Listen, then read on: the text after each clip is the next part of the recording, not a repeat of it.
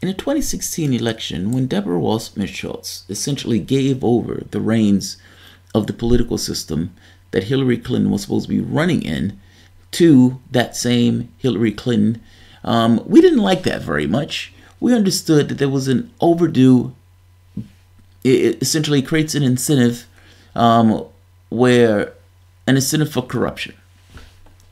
If you take that, multiply it by 20, add a bit of crack cocaine to it with a shot of steroids, you will have the Georgia election between Brian Kemp and Stacey Abrams.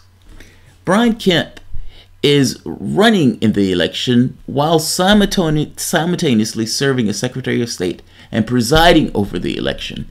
Pursuant to presiding over the election, Stacey Abrams has been trying, well, let's go with Stacey Abrams. She's been trying to expand the playing field, meaning she's been trying to get more voters registered, thousands of voters registered. Kemp has slow-walked this. Kemp has been caught in a leaked audio saying that this is a threat to power, meaning if she can get a large mass of the untapped masses into the voting process, then she will be able to expand the number of players that are on the field and may, particularly if it's a narrow margin, get her in the office.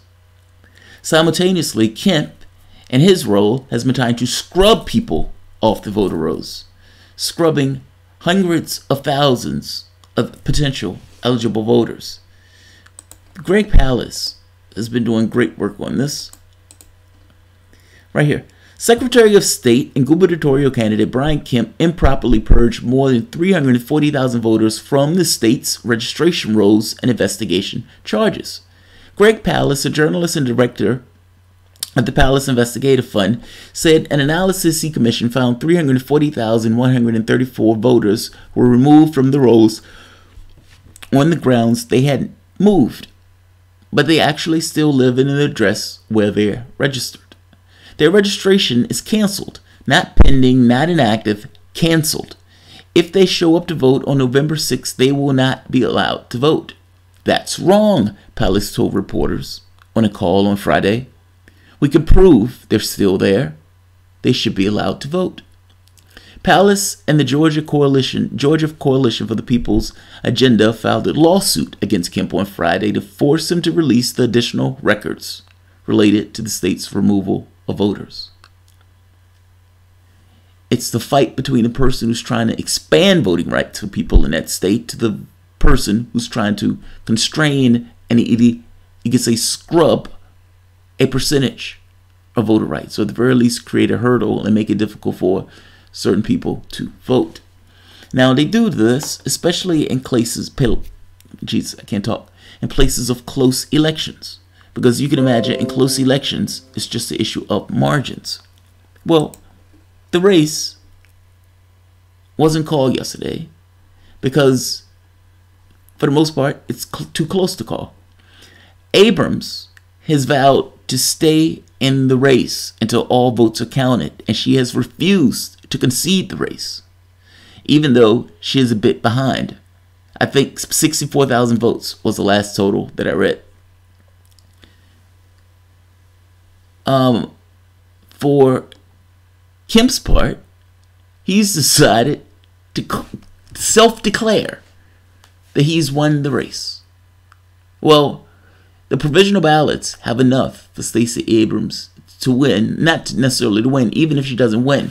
She just needs to pull him below the 50-point threshold in order to have a runoff in December.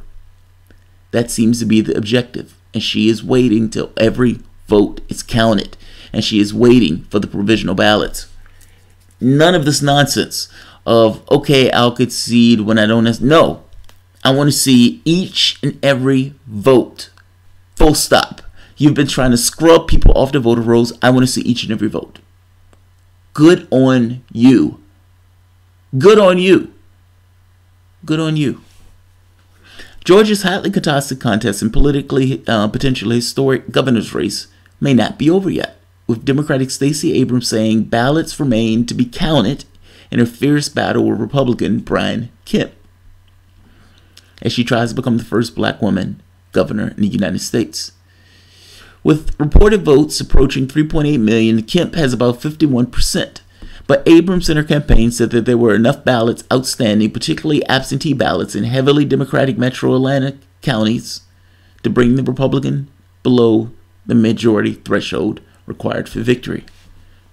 Friends, we are on the verge of victory, Abrams told an excited supporters who remained in the downtown Atlanta hotel into the near early hours of Wednesday. We believe our chances for a stronger Georgia is just within reach, but we cannot seize it until all voices are heard. And I promise you tonight, we're going to make sure that each and every vote is counted, she said. You go, girl. If Kemp and Abrams were to finish below 50%, they would meet in December 4th runoff. That would mean 4 weeks of bitter, race-laden campaigning in a contest that Kemp and Abrams have each described as a battle for the soul of the state. The guy who wants to scrub voters versus the person who wants to add voters. With the rest of the nation finishing its midterms, again, that's irrelevant. The prospects of a runoff, a razor-thin result, come after weeks of wrangling over the Georgia election system, where Kemp runs in his post as Secretary of State, leaving open the possibility that Abrams supporters may not accept the loss. Well, you can understand why, right? If the person is running in a race as Secretary of State, they've shown a propensity to scrub voters off the rolls. They may have an incentive to game the system, even if it's just within margins. And in races like this, where it's this close, all you need is margins. All incentives go for him to do this, if he can get away with it. Which means that her supporters, looking at this, sees corruption built into the process. And they are not wrong for seeing corruption built into the process. Kemp should have resigned his position as Secretary of State. The idea that he can say, trust me, I'll be fair and honest. Nonsense. I don't trust you for anything. You told me the sky is blue, I wouldn't believe you. You tell me water wet, I wouldn't believe you. Tell me there's a moon in the sky, I will disbelieve you. I have no reason to, if I am in, and I'm in her camp, and I'm living in Georgia, and I'm living in that state. The catch is, if you were to resign your commission, at the very least, there would have been a little bit more legitimacy to the contest. I mean, that's nonsense. The idea that you're supposed to have a fair and impartial election, and the person is running the election and running in the election. You can totally see, right, why she would be a little bit skeptical that this is a fair, impartial, golly gee, just trust me contest. Let's keep going.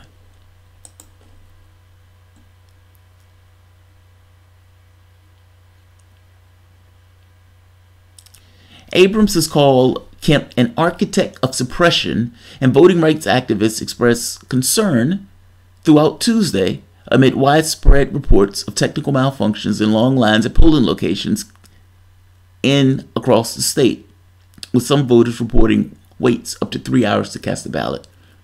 Those waits are suppression, mind you. The reason that the waits are done that way is because if you have to go to work, can you sit and wait in the line for 3 hours? Oftentimes, the people that I know are working. They take their lunch break, they go vote. Maybe they go early in the morning, they go vote. Maybe they go after work, they go vote. But if they're voting during the day, they don't have the time to stand in 3-hour lines and get back to work. And this adversely affects the low-wage earners that much more so. 95% of the wealth was created by the top 1%, given to the top 1%. But also, at the exact same time, and you can understand why these numbers kind of correlate with one another, 95% of the jobs that were created were low-wage or part-time. People who are working in these jobs in this way don't have time to go and stand in a 3-4 hour line. Meaning, When they do this with this idea that there will be people who will get scrubbed off that won't come back. You only need percentages. These are hurdles that are placed in people's path. There is no reason in this country where we can't dump the resources into making sure that there are enough polling locations where you don't have to stand in line for 3 hours. It is nonsense. This is a tool of suppression. But the right winger would say, oh, that's not suppression. That's not suppression. In one of the states, there was one polling location for 20,000 people, 13,000 people. And they moved that polling location outside of town where there was no bus stop. It just so happened that this was a Hispanic district, and this district was pretty poor, meaning people less likely to have transportation, meaning it would be more likely that they would need a bus to get from point A to point B. And it's bad enough that it's that many thousands of people for one polling location. The rest of the state was nowhere near that. But after all, this was the Hispanic district. The other districts were the districts where the voters were of a different persuasion. They were white with the higher potential to vote Republican. So we want to make sure they have all the polling locations that they can get. Kemp has steadfastly defended his job performance and refused calls to step aside. It's not about your job performance. It's about corruption built into the process with all the incentives of the world. The greatest man alive would have incentives in this process to cheat when the political governorship is up for grabs in this way. It has nothing to do with your work. It has everything to do with corruption built into this idea that you're running in a contest that you're also presiding over. This is nonsense. You shouldn't have to even say this. Shouldn't have to even say it.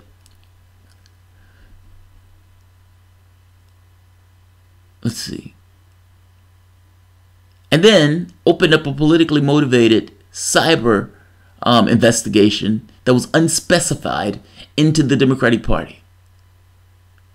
Stuff is nonsense, like Banana Republic. Nonprofit Protect Democracy said in a news release that it filed a lawsuit Tuesday seeking to keep Kemp from being involved in the counting of votes, certifying the results of any runoff or recount. The lawsuit says that Kemp presiding over an election in which he is the candidate violates a basic notion of fairness. Secretary of State's office spokeswoman Candace Bross called the lawsuit a 12th hour stunt. That's amazing. Hey, you presiding over an election and running an election. That looks corrupt. That doesn't look right. That violates fairness. No, guys, that's a stunt. That's a stunt. Stacey Abrams, you do you, boo. You stay in that race till every last vote is counted. Every single vote. I want to see every single vote. That's her stance, and God bless her in that stance. If she's lucky, if she's fortunate, she could drag him under the 50th percentile, and she can end up in a runoff. Fingers crossed. Gillum lost. Beto lost. This was one of the other races that I was looking at. Wisconsin, Scott Walker lost. Good. Now, mind you, the person that he lost to is not a lefty by any means, but this guy attacked labor viciously. So yes, as accountability goes, I want to see him fail. The other person who lost was another big hitter, Chris Kobach, the guy who's the architect of interstate cross-check that got Donald Trump elected. It wasn't the goddamn Russians. If anybody, you can say Chris Kobach. He failed. He lost. But he may be getting a job as Attorney General now that Jeff Sessions is on his way. Well, Jeff Sessions is gone. So, let's see who's here. I'll take one or two comments.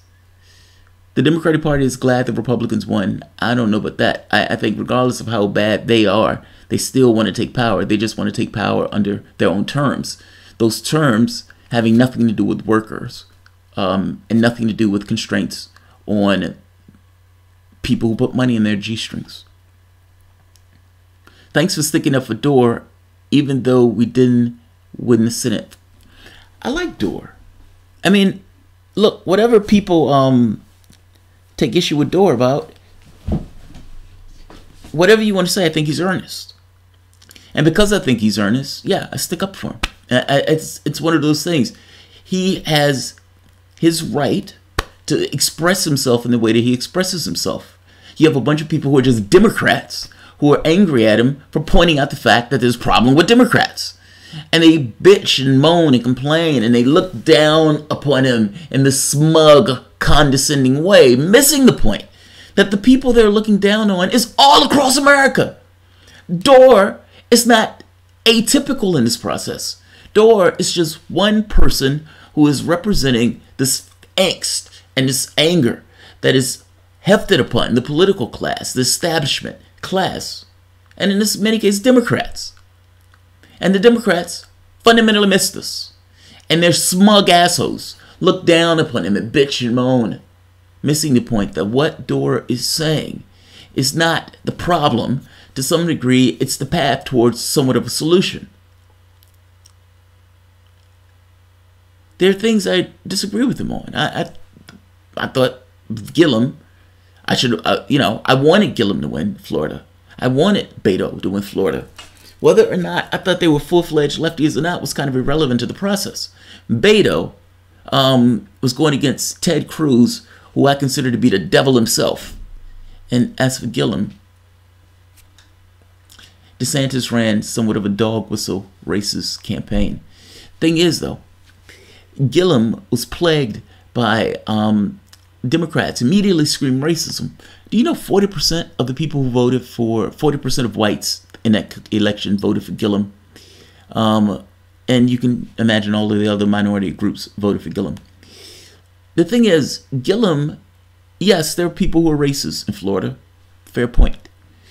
Part of that process, though, was also Gillum was plagued by a corruption thing where there was an FBI agent that seemed to be part of the Republican Party that turned on him, releases all these emails, and there's a corruption scandal that's taking place in Florida.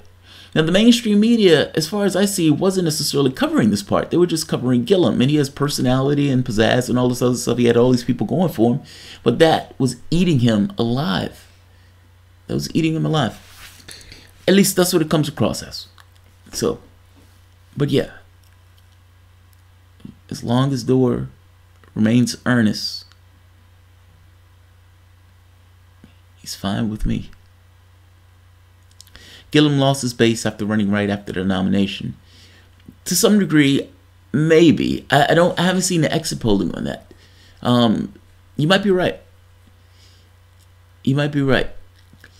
I know the Medicare for All thing was one of the big contenders, or one of the big issues. I wasn't certain if he was running away from that, if I'm being honest. I saw the tweet, and I saw in the debate itself, the Medicare for All thing, from my standpoint, needs to be a federal program, not a state program. The reason why it needs to be a federal program and not a state program is because states have to balance their budget. It is much harder for a lefty to make that argument from the standpoint of a state, as opposed to the standpoint of the federal government making this program that blankets the entirety of America. The federal government can absorb ups and downs in the costs that may take place in a program like that, whereas states are more susceptible to taking shocks, where programs are more problematic in order to kind of back up. But no, I don't want him to back away from that either. So I feel you. I feel you. I'm a gigantic Pelosi Schumer rage mode right now. Winkle, they need to be replaced. Yeah, the up and coming Congresswoman from, where is Pelosi from California? Yeah, I think it might be time for Pelosi to get the gavel up to new blood. One thing that did bring me joy was Ocasio-Cortez refusing to just back up Nancy Pelosi for the speakership. That brought me joy. Seeing Pelosi, before she even get the gavel, turn into an invertebrate, talking about she's going to work with a guy that they've considered to be the devil himself, that's a little weird. That's a little weird, and to some degree repudiates everything they've been saying up to this point. I understand to some degree this is politics where you have to pretend as if you're going to work with the person. What I want would be for Pelosi. Oh, I'll do that in another video. By the way, guys, Winkle has a channel. Check Winkle's channel out. Winkle is the voice of Sam Cedar and of Michael Brooks, Sam Cedar's work wife. So shout out to Winkle. Jamal, America is still a racist state. America has a section of it that's racist. Yes, that's true. But the question becomes, aren't racist people, don't they want clean air? Don't they care about whether or not they can get health care? Do you know the number one issue that was up in the polls was health care? Racist people also want health care. Racist people are also human beings. Now, the catch becomes, if racist people, if their decision space is constrained, if they feel squeezed, then they're going to be more racist. That's going to be expressed in this kind of weird, aberrant behavior that takes it out on various people. There are some people that are just racist and that you're never going to get. Fuck them. That said, there is a percentage of people that may be racially insensitive but still want certain things, like healthcare, education for their kids, maybe an expansion of Social Security and Medicare. Those are things that they want. Maybe those racist people still hate corruption. The thing is, they may not trust the Democratic Party for various reasons, but they may care about those things. They may care about those things more and above, beyond how much they hate blacks or Hispanics or Mexicans. They may still hate me. By the same token, they may not necessarily fuck me at the polls if it's something that they believe they're going to get out of the deal. The argument about the racist thing, yes, to a certain degree, but what's the threshold? And certainly the threshold is not the same for each and every person. There are going to be some people that you're never going to get. There are going to be others that are more in line where you can potentially get. Shwari Kate. Racist people would rather choke on dirty air and gag on filthy water and die of cancer than see a black, brown, or Asian liberal get something. Some, yes. Shwari, yes, some. There are some. I agree with you. Anxiety exacerbates hate. That should be obvious. Yes, Mike S. Yes, that's my point. That's my point. My argument here is not that there aren't racist people in America. Have you forgotten how this country was started? This country was started on the genocide, and the genocide was followed up by taking black bodies and putting those black bodies in the chains and forcing them to do free labor. That was this country. Now, even when FDR put through the New Deal, that didn't include us. It was forced that it didn't include us. We never got our 40 acres and a mule. For all intents and purposes, we were told to kick rocks. Now, they would say, oh, but these social programs and everything else. Look, this country doesn't regard its history honestly. And because it doesn't regard its history honest, I don't have this idea of reparations or anything else. Any boat that raises has to raise all boats, including those races. Whites make up, 60-70% of this country. You have to deal with that. It's not enough to write them off. Full stop. Nothing gets done unless you deal with that particular issue. Meaning that rage and that anger and that hatred. Do you realize that many of those people used to be Democrats? A large section of those people used to be Democrats. You have this discrediting of the left, the discrediting of the Democratic Party as people's lives got harder and the Democratic Party was out to fucking lunch, taking all of this money from these corporate sources and turn around and do the bidding with incrementalism as the mantra. We're beyond that incrementalism stuff. And I have no tolerance for it. Yeah, I have no tolerance for it. These weak invertebrates who are running in office, these squishy Democrats, They can't landslide a bunch of knuckle draggers.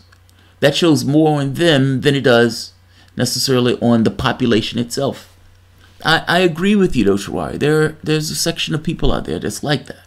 But there's always been that section of people that was out there. At least in this country. Complex inferiority equals right races. See, I think it's the opposite. They live in a country where for the duration and the entirety of this country, they were told that they were superior. You were somehow better. People up. And in dividing people up in this way, you have people fight. Yeah, the signal is getting weird on me. Let me just make my point. But what happens when that population that believes it's better just because of its skin? What happens when the wealth gets funneled to the top? And what happens when the distance between the other races, be it economic or social, starts to close the gap? So even though they haven't necessarily gone anywhere and is standing, just from a standpoint of relative distance, there's a perception from the individual self that something has changed and that they've lost something. They didn't necessarily haven't lost anything.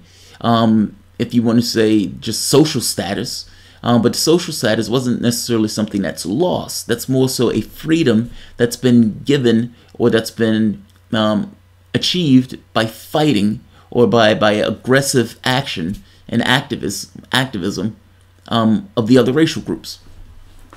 Add to this kind of doing this FDR era and doing this era where there was so much money to go around that the capitalist class was willing to spread the wealth. And you could see a ticking up and a ticking up together. So as productivity and everything else raised, everybody, not everybody, but you could see wages going up. What happens when that stops? When those wages stop, longer became true. What happens? The jobs get shipped overseas. The guy who's making $15 that became accustomed to a certain way of life. And when that way of life changed, is there a constraint to the individual across the country that is expressed as rage and anger at the political class because that political class allowed such to take place?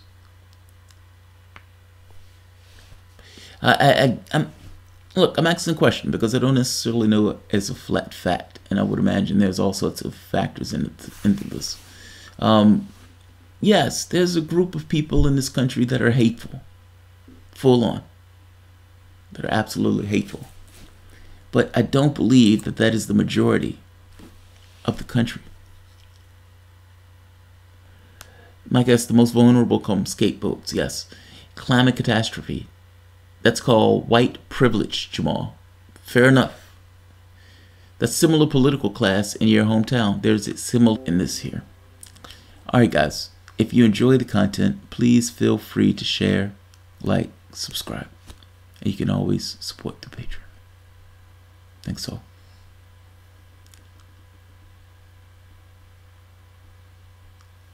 We need to go after the coons that voted for Trump. I haven't heard that word in a long time. Cooning for Trump. Fair enough.